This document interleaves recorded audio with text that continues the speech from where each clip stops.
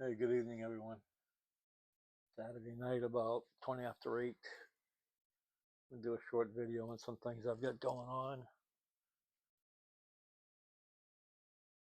I haven't mentioned this much yet, but I just got finished watching Pat Backer's video, one of his videos, the home-based slot car spectacular roundup number 4. And he had me smiling or laughing through the whole thing, as usual.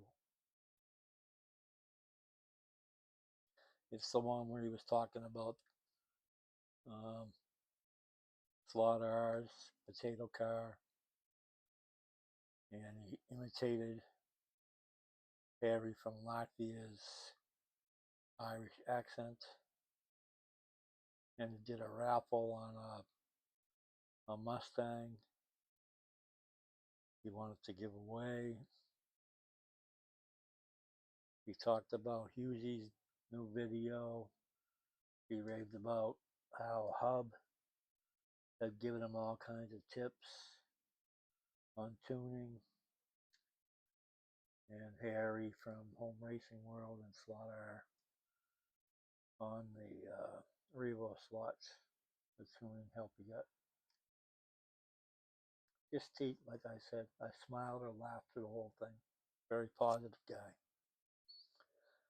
So if you want a little chuckle, go back and watch Home Base Slot Car Spectacular Roundup number 4. It was spectacular. Okay, what I've got going on here. This is the last of the Quebec cars here. I took this chassis off of it. I like the chassis. It's got the same 18,000 H&R motor in it. I'm not a big fan of the body. This will go in. I have a box of junk, I guess. Stuff that I don't really like, or all the parts aren't there. But I thought I might make something out of them eventually. So this will go in that box. I may strip this and paint it. I just really don't. I'm not crazy about that.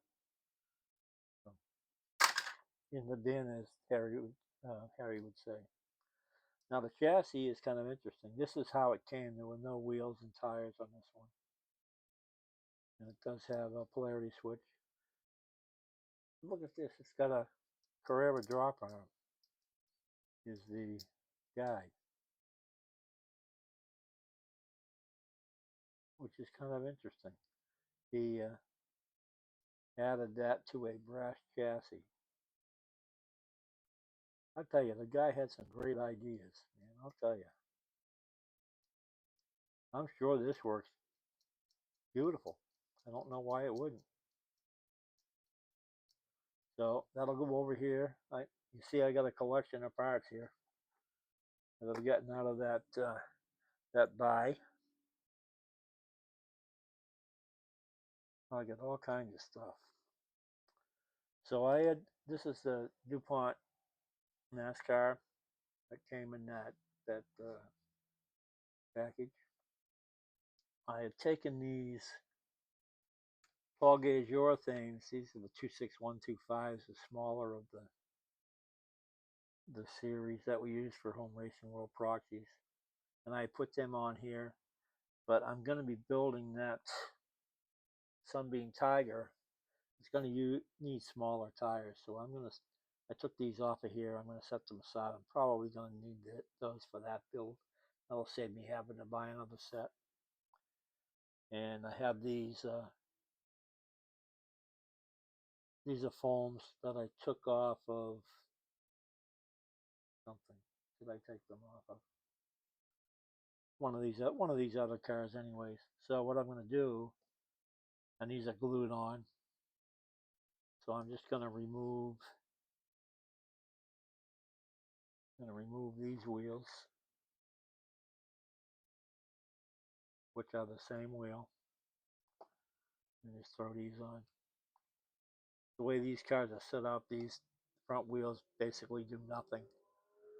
They touch every now and then. They just skim the track. They don't have any impact on handling or anything. They're just like outriggers, I guess you would call them. Oh, I'll see. Here we are with that independent front axle. Is going to make this a little more time consuming. But hey, although I got but time. Excuse me for a second.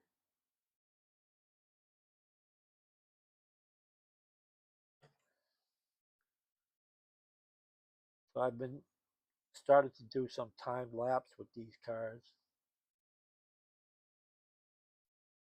these NASCARs. So watch for those. The first one will drop Tuesday next week. So this one you don't even need a. Let me think now. Sure I do this right.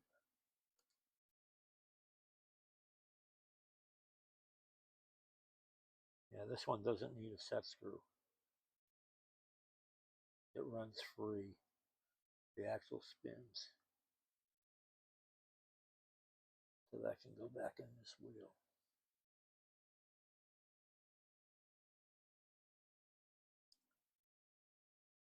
This is a great idea, this independent axle.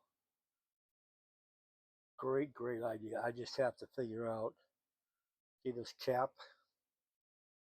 this little cap here, that's soldered onto the end of that axle. And I haven't figured out what that little cap is. But I'll find something that I can solder on there. So you just put that cap on there, and you run this wheel on, and you don't put a set screw in it. So you hold the axle, it doesn't spin. This wheel spins on the axle, right? You put your spacer on, and run this through your axle holder. Your spacer on.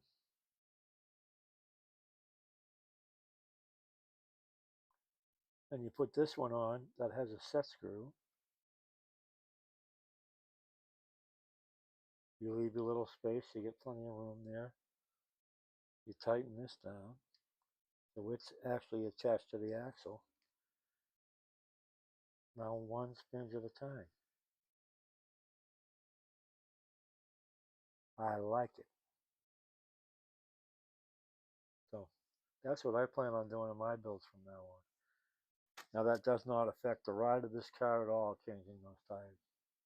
This originally had donuts on it, and I replaced the donuts with the Paul gauge. And then I thought, geez, I'm going to probably need those tires, but I won't need these for anything else. So that's why I'm doing that. So that pretty much wraps up the group buy from Quebec, except for running laps with them. Like I said, this Corvette body will go in the box with a bunch of other stuff. I bought a junk model box off of eBay last year sometime, and I got a body to build my 58 T-Bird. I got this body, this Cobra body, which was complete. There's an Aston Martin body in there. There's a Fox body Mustang body in there, but none of them are complete. The only complete one was the Cobra. I don't think anything else was complete. So this will go in that box, and we'll go from there with that bunch. I don't know if I'll ever build anything with them, or we have a yard sale here a couple times a year in my neighborhood. Maybe I'll stick them out there and sell them for $1 or something. Then I have this body that came with that group buy, and I plan on building a slot car to this because I like this car. This AMG Mercedes, it's a 124 scale, and I have couple of chassis. This one I just showed you right here with the Carrera drop arm. This one. Both of these could be adapted to fit this car because of the way they're built. And see how that slides in and out? You can make the wheelbase whatever you want with that. This one's the same, but it's tighter because it's wired. You can see it's already it's wired up there. So.